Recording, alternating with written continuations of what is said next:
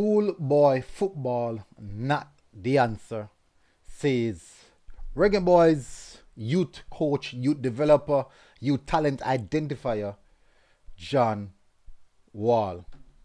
Now, welcome again, people, to MG Sports TV. Hopefully, you guys are doing good. This is a reaction to the interview done by John Wall, specifically speaking about schoolboy football. Now, the big part is school, as he said in the article, schoolboy football is not the answer. And my sentiment is it was never the answer. It was never the solution. It was not meant to be the solution. It was not meant to be the answer. Basically the same thing. So before I get into the details, people, we're going to read the article so you guys can get a better understanding of what John Wall is saying. And I'm going to give you my perspective of the situation, of what I think about his statements, and give you guys a more breakdown of how things should be, how things are, and what can be. So big up on yourself, people. Please do hit the like button if you're here for the first time. If you like the show or not, just give us some support. Hit the subscribe button if you're here as well. Really appreciate it. All right, so let's get straight into the meat of the matter. Let's just jump straight over to the article. All right, let's read back again. So let's go through now. Let's see what John Wall is saying. National U20 coach John Wall said it's difficult for him to relate to schoolboy football as being the vehicle for player development, saying it is contradictory to the development pathway to the rest of the world, Now, I personally understand the reason why it's difficult for him to relate to it is not from our culture. So it would definitely generally be difficult for him to relate to.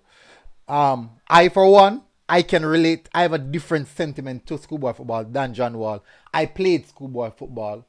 I was a part of, I'm a part of the infrastructure, how it's set up, and where my coverage is concerned. So I relate heavily. I definitely love it and resonate with it highly. So my stance and my perspective might differ from John Wall in some sense, but there are a lot of things that we also agree on. Speaking at recent Jamaica Football Federation press conference, Wall, the senior team assistant coach, said players moving from schoolboy football into top level football, as is the case of Dujan Richards, is an anomaly. Which I also agree, because that will definitely come back up again. We'll definitely mention that again. He argued that Jamaica's young players are not at the standard to make that jump regularly, and believes that to consistently transition young players into senior professional footballers, the country needs to create a process similar to what is used worldwide. The main benchmark, if you look at it globally, and when in discussion with the technical committee and everyone, I have used the Denmark and Uruguay as benchmark, as it's very close in terms of population size of the nation. Denmark U20, and I'm talking to highest leagues by by October 2023, had 21,000 senior professional and squad market value of 29 million euros. Uruguay, who won the U20 World Cup, of 18,000 senior professional minutes. Speaking about minutes, is it senior professionals? Yeah. Sorry about that. My apologies. Since October, and a squad market value of 28 million euros. How close is Jamaica to that on a global scale, he asks. If he's speaking about the national team or a national team value, it's supposed to be higher than that. So don't think it's a national team value. Maybe speaking about the U20, the U21 valuation. But a national, that's just Leon Bailey Price. That's even Leon Bailey Price alone. So definitely not. So I think he's speaking about, because it said senior professionals.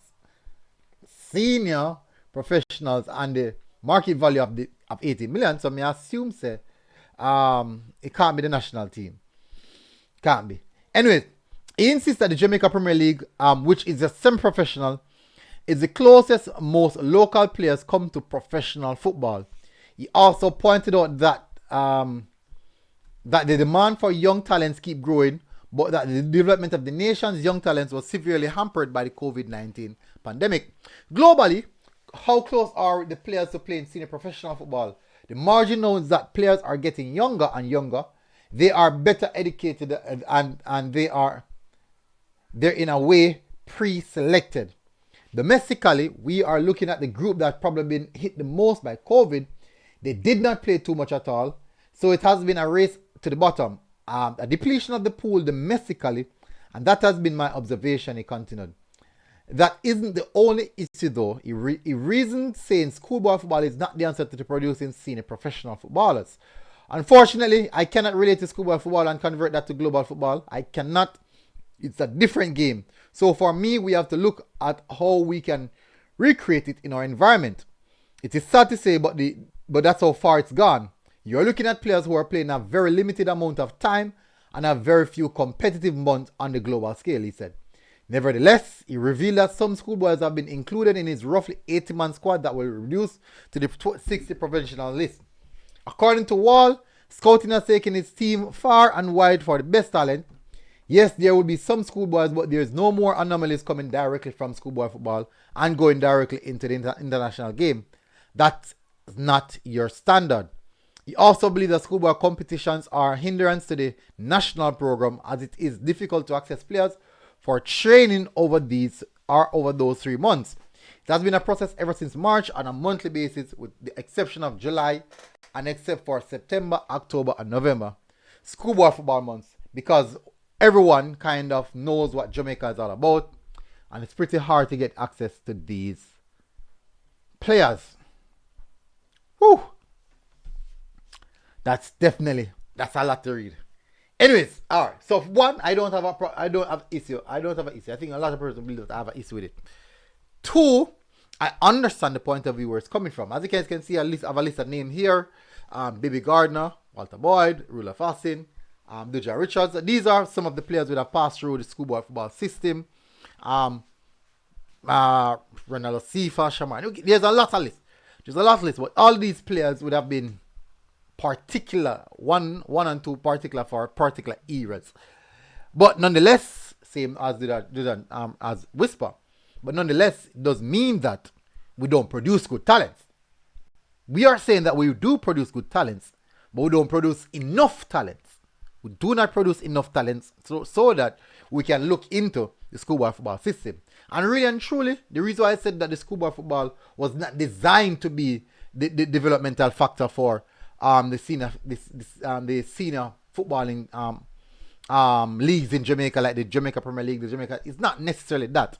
Unfortunately, we have to look within ourselves to find the reason why we are structured like this. One, economy.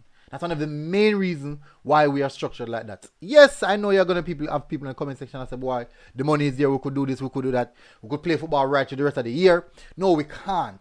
Our culture does not allow that. We don't have the resources to do that. Just imagine at school, just imagine any average school who don't even have the finances to really be competitive for the 3 months of schoolboy football, trying to elongate that into 7 or 8 months. How much that would take a toll on the school's resources and also on ISA. So that's not it. It's unfortunate that we are using the schoolboy as the developmental factor to guide where our direction of football is going. It's very unfortunate. Unfortunately, it's what we have been doing for years. Now, we all wish that we had structures and system in place to get better results. So we can have players training 24/7. We can't do that. We don't have that. That's not embedded in our culture. Yes, we can get there, but that won't happen right now. So I understand the reason for John Wall wanting to go on a larger scale to seek higher talents that are playing at a higher level.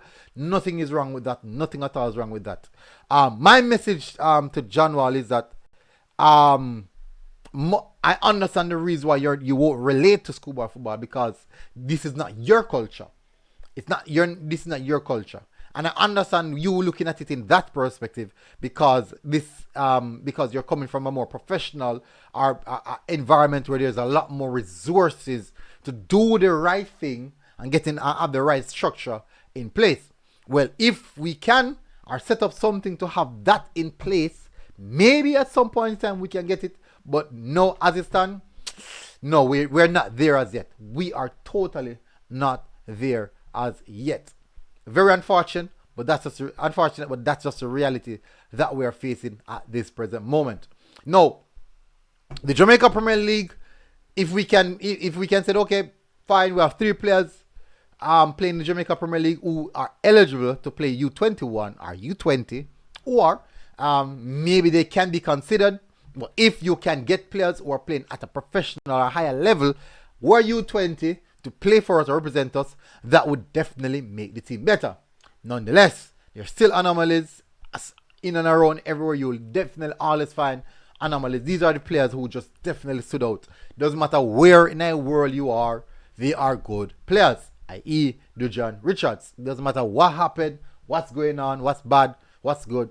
They are just good players. These are just top talents that just need to get the opportunity. And there are more in Jamaica. Unfortunately, we haven't seen them as yet, but I'm sure that there's more there. I'm just waiting for that opportunity to come forward. Anyways, so I totally understand with John Wall. The reason I would say that he does not relate with, my take is, and he doesn't relate because he's not from our culture. That's the whole point of it, people. I know a lot of persons are reacting to it and I get, hey, no. If you just look into that context, that he cannot resonate with it. And him saying that it's not the way to go, schoolboy football is not the way to go, that's nothing new. Everybody in the comment section have been saying this for years now. That's not the way to go. We all have been saying this for years now. That's not the way to go. Unfortunately, we don't have the resources to go any other way. So as it stands at this moment, until someone can come by with a proper solution with the budget, or how we can budget around that particular solution, that is how we can move away from the schoolboy football, where we can have players playing at a higher level, also not just playing, but educational wise, and all these things can factor, so we can get better or more talented players coming out and representing us, especially from the domestic region, respective league or respective developmental process or strategic our developmental process, I should say, into either the U20s or U21 or whatever level that they are going to play. So it's very, very interesting. It's a really, really interesting take. I know a lot of persons might not agree. A lot of persons will agree. That's just how it is. From my perspective, that's just football. And what we have right now is what we have to work with. It's very unfortunate, but that's just the life that we're living right now. We all wish that every day we wake up, we are fully healthy. All limbs are actively working. We all wish that every single day, but unfortunately, that's not how life is designed. But guess what we have to do? We have to be, what do you call it now? We have to be efficient. We have to be very, very efficient with the little resources that we have, and so we can best maximize the greatest output as best as possible, utilizing little to no resources that we have available. So that's the reason why schoolboy football is the actual route at this moment. It shouldn't be. It was not designed to be extracurricular activity just for schools to enjoy themselves. Unfortunately, it moved away from that to being competitive. And then now, because it's so competitive, that is where you find out that a lot of teams are getting their highlights, and a lot of players are getting scholarships and all these things from transfers from as well. So that's just the nature of the business that we're in right now. Hopefully things can get better. Hopefully January can come with something a lot more strategic, a lot more pinpointed to the issue, so we can get that fixed and sorted out, so we have better development of young players in the country. Big up on yourself, people. Smash the like button, hit subscribe button if you're here for the first time, and I'll see you guys again. Until next time, MG Sports TV, people. We're out. Boom.